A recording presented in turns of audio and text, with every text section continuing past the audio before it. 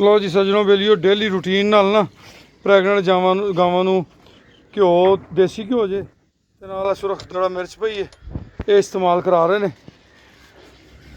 ਕੀ ਰਾਏ ਦਿੰਦੇ ਜੀ? ਠੀਕ ਕੰਮ ਹੈ ਇਹ, ਕਿਉਂਕਿ ਇਹਨਾਂ ਨੂੰ ਸੈਮੀਨੇਸ਼ਨ ਕੀਤੀ ਹੈ ਬ੍ਰਾਹਮਣ ਬਰੀਡ ਦੀ। ਬ੍ਰਾਹਮਣ ਦੇ ਬੱਚੇ ਬੜੇ ਕਾਸਟਲੀ ਵਿਕਦੇ ਨੇ। ਜਮਾਂਦਰੂ ਬੱਚਾ 2-2 ਲੱਖ ਰੁਪਏ ਦਾ ਵਿਕ ਜਾਂਦਾ ਹੈ। ਹਾਂ ਇਹ ਬ੍ਰਾਹਮਣ ਤਾਂ ਉਹ ਜਿਹੜਾ ਹੀਰਾ ਉਹ ਵੀ ਬ੍ਰਾਹਮਣ ਹੈ ਜੀ, ਲਾਲੀ ਵੀ ਬ੍ਰਾਹਮਣ ਹੈ।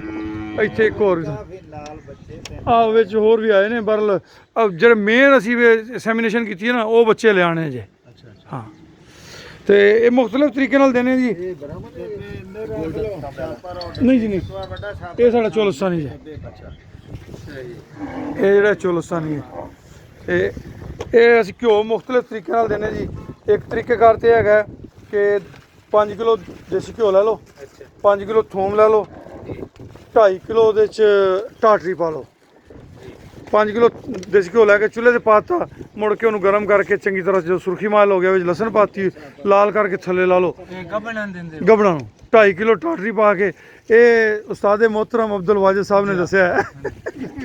ਆਹੋ ਜੀ, ਉਸਤਾਦ ਦਾ ਨਾਮ ਹੀ ਤਾਂ ਲੈਣਾ ਚਾਹੀਦਾ। ਅੱਬਾ ਖੁਸ਼ ਤੇ ਹੋਵੇ ਨਾ ਕਿ ਮੇਰੇ ਪੁੱਤਰ ਦੀਆਂ ਮਸ਼ਹੂਰੀਆਂ ਕਿੱਥੇ ਦੀ ਕਰਨੇ। ਵੇਖੋ ਜੀ ਇੱਕ ਫਖਰ ਦੀ ਗੱਲ ਹੁੰਦੀ ਨਾ, ਔਲਾਦ ਅੱਛੀ ਹੋਵੇ। ਇਹ ਅਬਦੁਲ ਵਾਜਿਦ ਦੇ ਵਾਲਦ ਸਾਹਿਬ ਇੱਧਰ ਜੀ, ਇੱਧਰ। ਹਾਂ ਤੇ ਉਹ ਫਿਰ ਖੁਸ਼ੀ ਤਾਂ ਹੁੰਦੀ ਹੈ ਜੀ। ਇਹ ਉਸਤਾਦ ਜੀ ਦਾ ਦੱਸਿਆ ਨੁਸਖਾ ਜੀ।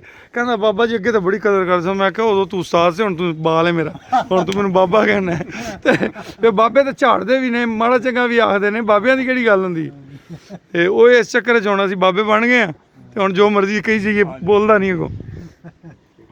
ਪਾ ਵੀ ਮਿਰਚਾਂ ਮਿਕਸ ਕਰ। ਅੱਛਾ ਦੂਸਰਾ ਇਹ ਜੀ ਕਿ ਵੀ ਉਹ ਥੋੜ੍ਹਾ ਜਿਹਾ ਮੁਸ਼ਕਿਲ ਹੋ ਜਾਂਦਾ। ਫਿਰ ਹੈਗਾ ਵੀ 5 ਕਿਲੋ ਘਿਓ ਲਵੋ, 5 ਕਿਲੋ ਸਰੋਂ ਦਾ ਤੇਲ ਤੇ 2.5 ਕਿਲੋ ਟਾਟਰੀ ਠੰਡੇ 'ਚ ਪਾ ਕੇ ਲਾ ਕੇ ਉਹ ਰੂਟੀਨ ਨਾਲ ਪਾਈਆ ਜਿੰਨਾ ਦੇ ਦਿੱਤਾ। ਆਹ ਦੜਾ ਮਿਰਚ ਕਹਿੰਦੇ ਹੋ ਜੀ, ਹਟ ਪਾਸੇ ਆ ਹੈਗੀ ਜੀ ਦੜਾ ਮਿਰਚ, ਅਗੌਰ ਕਰ ਲਓ। ਇਹਨੂੰ ਅਸੀਂ ਦੜਾ ਮਿਰਚ ਕਹਿੰਦੇ ਆ। ਤੇ ਭਾਵੇਂ ਸਬੂਤੀਆਂ ਲੈ ਕੇ ਆਪ ਕੁੱਟ ਲਿਆ ਕਰੋ। ਆਹ ਦਾਦਰ ਮਿਰਚ, ਦਾਦਰ ਫਦਰ ਕੀ ਕਹਿੰਦੇ ਹੋ ਤੁਸੀਂ ਵੀ ਮਾਸ਼ਾਅੱਲਾ। ਨਹੀਂ ਦਾਦਰ ਤੇ ਹੈਗੀ ਹੈ। ਕੀ ਰਿਜ਼ਲਟ ਦੇਗੀ, ਕੋਈ ਫਾਇਦਾ ਹੋਏਗਾ? ਹਾਂ ਹਮਾਨੇ ਨੂੰ, ਥਣਾ ਨੂੰ, ਬੱਚੇ ਨੂੰ, ਜਾਨਵਰ ਦੀ ਸਿਹਤ, ਕਿਉਂਕਿ ਦੇਸੀ ਘਿਓ ਪਿਆ ਹੈ ਤੇ એનર્ਜੀ ਹੈ ਸਾਰੀ। એનર્ਜੀ ਤੇ ਫਿਰ ਫਾਇਦਾ ਦਿੰਦੀ ਹੈ ਨਾ ਜੀ। ਚਲੋ ਤੁਹਾਡੇ ਬਹਾਨੇ ਅੱਜ ਜਿਹੜਾ ਨਾ ਫਾਰਮਰਾਂ ਨੂੰ ਇਹ ਵੀ ਚੀਜ਼ ਨਾਲ ਮਿਲਦੀ ਰਹਿੰਦੀ ਹੈ। ਤੇ ਕਈ ਜਿਹੜੇ ਨਵੇਂ ਹੁੰਦੇ ਨੇ ਉਹਨਾਂ ਨੂੰ ਵਿਚਾਰਿਆਂ ਨੂੰ ਪਤਾ ਹੀ ਨਹੀਂ ਹੁੰਦਾ। ਸਹੀ ਗੱਲ ਹੈ। ਅਬਦੁਲ ਵਾਜਿਦ ਜ਼ਿੰਦਾਬਾਦ ਜੀ, ਇਹਦੇ ਕੋਈ ਸ਼ੱਕ ਨਹੀਂ ਆ। ਤੇ ਮੈਂ ਤਾਂ ਆਪਣੀਆਂ ਵੀਡੀਓ 'ਚ ਦੱਸਦਾ ਰਹਿਣਾ ਕਿ ਅਬਦੁਲ ਵਾਜਿਦ ਸਾਹਿਬ ਦਾ ਦੱਸਿਆ ਨੁਸਖਾ ਹੈ। ਚਲੋ ਲਾ ਵੀ ਲਾ ਸਾਕੇ ਪਤਾ ਲੱਗੇ ਨਾ, ਚਮਚਾ ਨਾ ਹੋਵੇ, ਸੋਟੀ ਨਾਲ ਵੀ ਲਾ ਲਈਦਾ।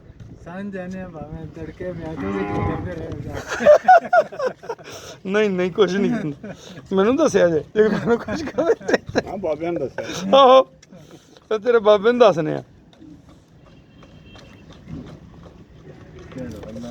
ਹਾਂ ਆਮੀਨ ਸੁਮਾਮੀਨ। ਜਿਹਨੂੰ ਦੇਵਣਾ ਹੈ ਨਾ ਉਹਨੂੰ ਮੋਹਰੀ ਪਾ ਕੇ ਇੱਥੇ ਲਈ ਆਓ ਸਾਈਡ ਤੇ। ਇਹ ਸਾਰਿਆਂ ਦੇ ਉੱਤੇ ਚੜ ਕੇ ਬੈਠਾ ਹੈ ਜੀ। ਆਓ ਜੀ ਇਹ ਜੀ ਇਹ ਸਾਰਾ ਫਾਰਮ ਜਿਹੜਾ ਨਾ ਮਾਸ਼ਾਅੱਲਾ ਇੰਨਾ ਵੱਡਾ ਕੀਤਾ, ਆਵਾਜ਼ ਮਾਰੋ ਆ ਜਾਂਦੀ ਮੁਲਾਜ਼ਮ ਨੂੰ ਨਹੀਂ ਸੁਣੀ। ਸਹੀ ਗੱਲ। ਇਹ ਜੀ ਭਾਈ ਯਾਸੀਨ ਨੇ, ਇਹ ਸਾਰੇ ਫਾਰਮ ਦਾ ਇੰਚਾਰਜ ਇਹੀ ਹੈ। ਮੈਂ ਤਾਂ ਖਾਲੀ ਆ ਕੇ ਨਾ ਇਹਦੇ ਚੜ੍ਹਾਈ ਕਰਨੀ ਹੁੰਦੀ ਹੈ। ਹਾਂ ਨਹੀਂ ਚੜ੍ਹਾਈ ਕਰਨੀ ਹੁੰਦੀ ਹੈ। ਆਹ ਨਹੀਂ ਕੀਤਾ, ਆਹ ਨਹੀਂ ਕੀਤਾ, ਆਹ ਨਹੀਂ। ਇੱਕ ਗੱਲੋਂ ਬੜਾ ਚੰਗਾ ਜੇ ਕਿ ਵੀ ਝੂਠ ਨਹੀਂ ਬੋਲਣਾ। ਇਹਨੇ ਕਿਸੇ ਸ਼ਹਿਰ ਨੂੰ ਨਹੀਂ ਡੰਗਰ ਨੂੰ ਖਵਾਇਆ, ਇਹਨੇ ਕਹਿਣਾ ਜੀ ਨਹੀਂ ਖਵਾਇਆ। ਮੈਨੂੰ ਇਹਦੀ ਆਦਤ ਬੜੀ ਪਸੰਦ ਹੈ। ਗਾਂ ਸੂਪੀ ਬਾਹਰ ਸੂਈ ਹੈ, ਹਾਂਜੀ ਅੱਜ ਸਭ ਬਾਹਰ ਸੂਈ, ਨਹੀਂ ਪਤਾ ਲੱਗਿਆ। ਵਿੱਚ ਕਈ ਮੁੰਡੇ ਇਹੋ ਜਿਹੇ ਵੀ ਹੈਗੇ ਨੇ, ਉਹ ਨਹੀਂ ਜੀ ਅਸੀਂ ਟਾਈਮ ਨਾਲ ਅੰਦਰ ਲੈ ਗਏ ਸਾਂ। ਉਹ ਕੋਈ ਦੂਜਾ ਉਹਨੂੰ ਮੈਂ ਦੂਜੇ ਨੂੰ ਪੁੱਛਣਾ, ਹਾਂ ਬਈ ਉਹ ਕਹਿੰਦੇ ਉੱਥੇ ਸੂਈ ਸੀ। ਉਹ ਫਿਰ ਕੱਚਾ ਹੋ ਜਾਂਦਾ। ਇਹ ਜੇ ਗਲਤੀ ਹੋ ਜਾਏ ਤਾਂ ਮੰਨੇਗਾ ਵੀ ਮੇਰੇ ਕੋਲ ਇਹ ਗਲਤੀ ਹੋਈ ਹੈ ਤੇ ਇਹਨੂੰ ਪਤਾ, ਫਿਰ ਗੁੱਸਾ ਨਹੀਂ ਕਰਨਾ। ਸੱਚ ਜਿਹੜਾ ਨਾ ਉਹਦੇ 'ਚ ਤਾਕਤ ਹੁੰਦੀ ਹੈ। ਚੱਲ ਵੀ ਅੱਜ ਸਾਰਿਆਂ ਸਾਹਮਣੇ ਤੈਨੂੰ ਸ਼ਾਬਾਸ਼ ਵੀ ਦੇਣਾ। ਮਿਹਰਬਾਨੀ। ਠੀਕ ਹੈ ਜੀ ਦੋਸਤੋ, ਇਹ ਮਿਰਚਾਂ ਵਾਲਾ ਨੁਸਖਾ ਤੁਹਾਨੂੰ ਦੱਸਿਆ ਜੇ, ਇਹਦੇ ਕੋਲ ਫਾਇਦਾ ਚੁੱਕਿਆ ਜੇ ਤੇ ਸਾਡੇ ਸਾਰੇ ਸੰਗੀਆਂ ਬੇਲੀਆਂ ਵਾਸਤੇ ਦੁਆ ਕਰਿਆ ਜੇ। ਖੁਸ਼ ਰਹੋ, ਆਬਾਦ ਰਹੋ ਜੀ।